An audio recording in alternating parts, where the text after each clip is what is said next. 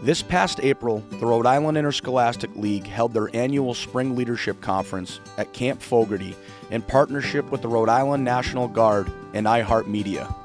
High school student athletes from across the state gathered, learned, and participated in hands-on leadership training activities. Ready to go. You guys hear me there? Yeah. Everyone's seatbelts are good to go? Yeah. In this activity, 3 out of the 4 doors in the Humvee were locked.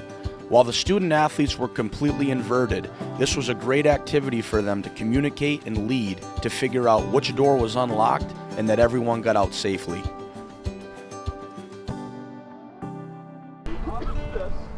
Take everything here, excluding the pallet and excluding the table, and bring it all the way to the other pallet and table and set it up exactly as you see it. This particular activity was great because it forced individuals to step up and lead.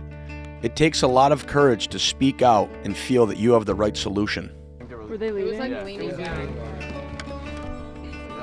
The final activity was a relay race, where every student athlete on each team had a different exercise that was assigned to them, and they had to be done in a certain order. Leadership was important here to decide who had what strengths, what exercise they were going to do, and the order in which they would do it. To round out the day, the student athletes got awarded with some lunch and also a presentation from Brian Parker in a partnership with the Rhode Island Interscholastic League and Operation Clean Competition to keep student athletes informed about the dangers of performance-enhancing drugs.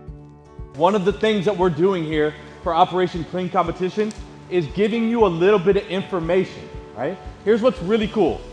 I've been teaming up with the Rhode Island Interscholastic League for a decade now. Right? We've been going to every middle school, high school, college group across this entire state, teaching them about 2 things, supplements and steroids. Those are the 2 worlds that I've been living in for the past 11 years.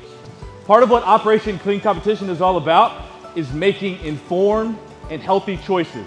When I say dietary supplements, do y'all know what I mean? Yep. Now that you know what supplements are, raise your hand if you've ever had one at some point in your life. Keep this in mind. About 20% of stuff that you can take home, of risky stuff that you can take home. And if you want to know what's risky, look, if you're looking at a bottle and it makes you a promise, risky.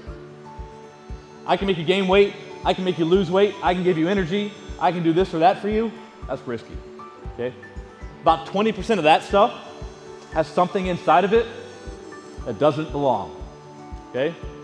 Something inside of it that can flat out hurt you, right? Here's what I hope. I hope you're not sitting there thinking that I came here to scare you. If you're thinking that, I'm sorry. That wasn't my goal. My goal was just to get you information that most people your age are not getting. Now that number is totally different in Rhode Island because we've been teaming up and doing this for 10 years, right? And you can help me get that number down even more by going back to where you came from and keeping this going. You've got all the tools you need, you've got all the information that you need. So now, not only can you make the right choices, you can help other people do that exact same thing. Thanks for your afternoon. I appreciate it. Something I learned from this experience was working together. Really, you need a leader to Yeah. help steer everybody in the right direction.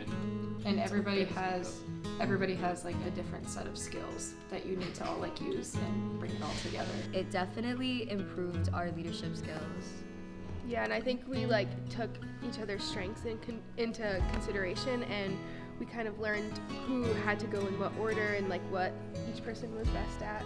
You don't really got to be like a appointed leader to step up, and that like anyone on your team or like anywhere, you can just step up and say something to make everyone do better. It's okay to have a voice and speak up. And if anything, it encourages other people to also speak up. And being a leader, also, it's not always the easiest choices to make, but even if they're hard choices to make, you gotta make them. Yeah, gotta step out of your comfort zone a little bit and just get everyone together as a team to get the job done. I just realized that, you know what I'm saying, you gotta take accountability for yourself and the team when you have to be a leader in certain situations.